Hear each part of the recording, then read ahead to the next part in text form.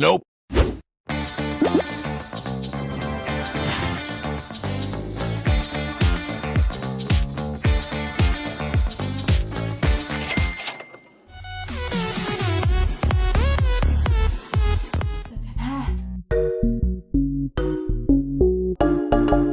Yo, what's up friends? Welcome back to this video. If you're new here, what's up? My name is Nicole. This video is a bit overdue because ang dami nagtatanong about this, but today, let's talk about PayMaya. Ay!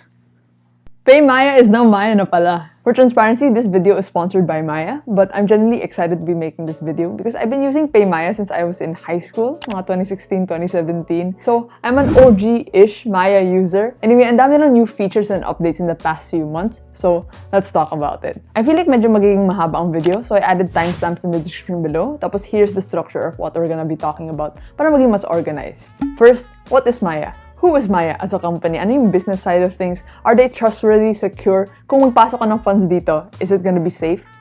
Second, let's talk about the features of Maya. So ayun nga, they had this whole rebranding and they still have their basic e-wallet functions na you can pay your bills, buy your phone load, tapos yung mga cashback promo. And they also added a lot of new features, and two of the most exciting are the high savings account that gives you 6% per annum. Tapos, yung ability to buy and sell cryptocurrencies in the app. And then third, let's talk about how to sign up for a Maya account. Diba recently, ING announced that they were exiting the retail banking space of the Philippines, which is pretty sad. I really like ING. But if you're looking for an alternative digital bank, well, it could be Maya. I don't know. You be the judge. This video is more or less going to be a quick overview of the Maya app. It's not going to be a full-on tutorial, but if you need more in-depth guides, they actually have on their website. Tapos if you check the app sa my left corner, no, you can see user guides for everything that you need to know to become a Maya master user. Yeah, very nice. So anyway, let's get started. So, what is Maya? It says on their website that Maya is the all-in-one money app for every Filipino. Wow! Dito sa baba, it says that Maya is powered by two companies, PayMaya Philippines Incorporated, which provides you digital payments, tapos yung Maya Bank Incorporated, which provides your digital banking services. So these two companies that Maya is under is actually regulated by the Bangko Sentral ng Pilipinas. This means that if you encounter any major problems sa Maya, you can actually file a report sa BSP. Pwede nyo sila isumbong.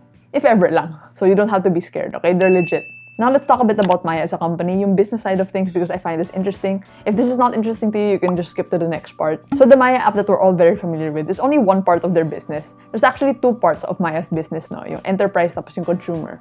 As a company, they have this entire fintech ecosystem that enables them to provide end-to-end financial services, both to businesses and consumers like us. And according to my research, they're the only company here in the Philippines that's able to do this. Their investors include both local and global companies like PLDT, Smart, Tencent, Sig Venture Capital, and recently they closed a funding round in April for $210 million, and that money is going to be used in fueling their growth talaga and expanding their services. So yung other sides of Maya's business is Smart Padala, tapos PayMaya Enterprise, but because of the rebranding, Smart Padala is now Maya Center. This is their remittance services, tapos PayMaya Enterprise is now Maya Business. They're also the #1 payments processor for several key industries here in the Philippines. And mapapansin nyo to, if you go into a store, there's a high chance na yung payment terminal na gamit nila is from Maya. I actually worked with Maya in one of my earlier videos to promote their PayMaya One Lite, yung mini payment terminal. Yeah. They recently established themselves as a bank, Maya Bank Incorporated. They actually received their license now last year in September, and they're one of 6 digital bank license holders here in the Philippines. They also have a virtual asset service provider license that enables them to facilitate crypto transactions. Yeah. So last May, Maya invited me to their early access event where they announced their plans, to give me a free hoodie, a free shirt, and free food. Their new tagline is "It's everything and a bank." What they're trying to do is to be the only money app in your phone. And this is interesting for someone like me. If you guys watch a lot of my videos, you know I have so many different accounts and apps. Wala akong brand loyalty because if your service starts to suck and you no longer fulfill a need for me, goodbye ka na sa phone ko. But if you have promising services and you have what I need, then I'm yours. Kaya, let's talk about the features of Maya. There's a lot. There's Maya Wallet, Maya Card, Maya Savings, Maya Credit, Maya Invest, and other future features pa. So before anything else, the most noticeable change with Maya is the rebranding. If you take a look at the app, nag-iba na yung itsura niya, iba na yung layout. And if you take a look at their website especially, I really like the rebranded look. Like whoever led that, you can see a lot of effort was put into it. I'm a big fan. But I think some parts of the rebrand is still incomplete until now. Because if I look at certain pages, it still has the old look. Like, you know, my sleeping Maya bird. But when I asked them about this, they said that they're not rushing the upgrades para hindi maging super disruptive sa experience, which I appreciate, but I hope na in the next few weeks, maging fully finished na siya. So this is your Maya wallet. Here in the center, makita mo yung wallet balance mo. If you scroll down, this is the list of your transactions. If we click on more, you can see the menu of all of their services. It has all the functionalities of a basic e-wallet where you can buy load, transfer money, and also pay for your bills.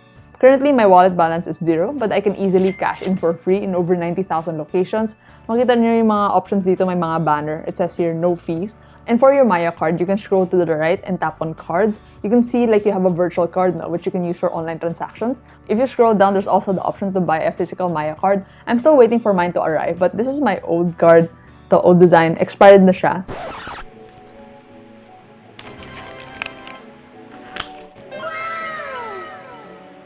And because I'm a UP student, yung ID din namin is actually a PayMaya card. But my ID list, no, there's like a Maya bird right there. Look. Ta-da! You have the option to buy a Visa or a MasterCard, and all of the cards are actually enabled with PayWave. So you don't need to insert it in the terminal, you can just tap it if it supports. Tapos, you can also use this to withdraw from an ATM. I actually asked Maya if I could give away free debit cards to you guys, and they said yes. So watch until the end for the instructions. Yay! Pamigay! Free! So the next feature is Maya Savings. This is a bank that's seamlessly integrated into the Maya app. So other apps, diba, they're partnered with banks, but kay Maya, they are their own bank na mismo. Maya Bank Incorporated. And it's secure because it's licensed by the BSP and it's PDIC insured up to 500,000 pesos. Sobrang grabe yung inflation these days and the markets are also pretty down. But traditional savings accounts only give you 0.0625% per annum. Like, what? That's useless na at this point. There's no minimum maintaining balance and there's no minimum balance to earn interest. Kahit 1 peso yung ipasok mo, 50 peso, 100 peso, you're already gonna start earning at a rate of 6% per annum. But take note that 6% is only their promo rate. It's probably gonna go lower, but you can enjoy it until August 31. And you can also transfer your funds from your Maya savings accounts for free to other banks and e-wallets with PesoNet. They don't have InstaPay yet, but they said they're gonna add it soon. A new feature that I like sa Maya Savings is personal goals. It's like you can create mini savings buckets in your savings accounts. If you guys know me, I like to segregate my money into different accounts depending on the use cases. So for example, I want to save up for a new camera lens. I can create a personal goal, no, and then add there, magkano ba yung kailangan ko i-save, and then start saving. And the money that I put in there is actually also earning at a rate of 6% per annum. So it's nice, you can segregate, no, depending on how many savings goals you have. And they have a couple of promos. If this is your first time opening a Maya account and opening a savings account, you can actually get a free 100 peso voucher. And if you deposit at least 15,000 pesos, you automatically get a free Maya debit card. Yeah! And then the next feature is Maya Credit, where you can borrow up to 15,000 pesos instantly. This feature is not available to everyone kaagad because first you need to be upgraded, tapos you have to be an active Maya user. So kung hindi pa siya available sa inyo, just keep using your Maya account. Next feature is Maya Invest. You can now easily buy and sell cryptocurrencies for as low as 1 peso. So this is very nice for beginners. They have 15 cryptocurrencies available and I think they're gonna add more in the future.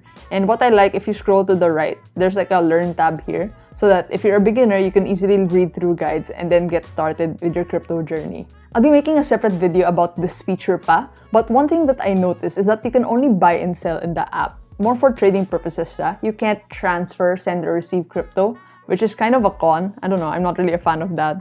So, I'm not sure if it's temporary or if it's permanent, but I just wanted to mention, no, para you guys know. And the other upcoming features, they're gonna have dark mode. Currently, it's in crypto invest pa lang, but sabi nila soon it's gonna be in the whole app. That's super nice. I really like dark mode. All of my devices are on dark mode. Less strain on the eyes and it looks sleeker, it looks cool. And they're also gonna have a feature where you can send money via username. So you don't need to give your number na a QR code. Otherwise, people will find out what your middle name is. I'm excited. Are you excited? Now let's talk about how to sign up for a Maya account. Very simple lang yung process, easy, straightforward, everything's digital. All you need to do is to download the app. Tapos you enter the personal information, you tap agree, tapos you wait for a text message that will have the verification number. And once you input that, you can enter my referral code to get free 50 pesos once you finish signing up. Once this is done, you now have a basic Maya account, but I recommend you guys upgrade it with a valid ID. And once you do that, you'll have access to the other bonus features like savings, credit, crypto, and more. If you're a minor naman, you can still upgrade your PayMaya account. These are just the list of extra documents you need to submit. So ayun, what do you guys think about Maya? Is it enough to be the only finance app in your phone? Honestly, I'm really excited because it's about time that Maya steps up their game. They've been quiet for so long, and kahit na ang dami ng e-wallets and bank apps nowadays, the changes that Maya is doing is really promising, and it's always nice to have more competition. For the giveaway naman, all you need to do is to like this video, tapos share your thoughts in the comment section below. What do you think about Maya's new features? What's your favorite feature? I'll be choosing 4 people to give a free debit card to next week. So, I'll be replying to your comments, so stay tuned na lang. I hope you guys enjoyed this video and learned something new. Thank you guys so much for watching. I'll see you in the next video. Bye-bye! Wait lang. Pause mo muna. Ganun yung face ko, tapos I don't cut. See, that's one scene. And then it's gonna switch to scene in the back. It's like, okay, again. This looks so funny. Ready? Ang hirap pa ng mga roleplay. May umutot sa baba ng bunker.